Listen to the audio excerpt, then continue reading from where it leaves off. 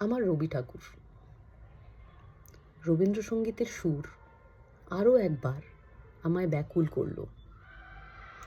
অন্তরের হৃৎপিণ্ডটা প্রায় শতছিদ্র হয়ে আবার কোনো আধার খোঁজার সাহস পেল সুস্থ হওয়ার আশায়।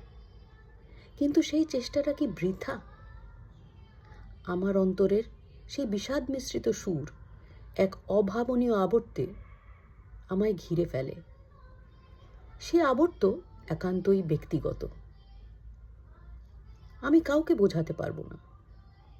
এই আবেশ বা আবর্ত আমাকে কোনো একটা ঝড়ের থেকে সুরক্ষা দিচ্ছে। অনবরত আমার এই জটিল জীবনে আমায় আগলে রাখছে। কবিগুরুর রচনা আমায় বোধহয় জিয়ে রেখেছে। জীবন যখন হিংসা আবৃত, দেশ জটিলতার লেলিহান অগ্নিশিখায় নাজেহাল, রবি ঠাকুরের ভাষা, ভালোবাসা আর হৃদয় ছোঁয়া রচনা জীবনে বেঁচে থাকার ইচ্ছা জাগিয়ে রাখে।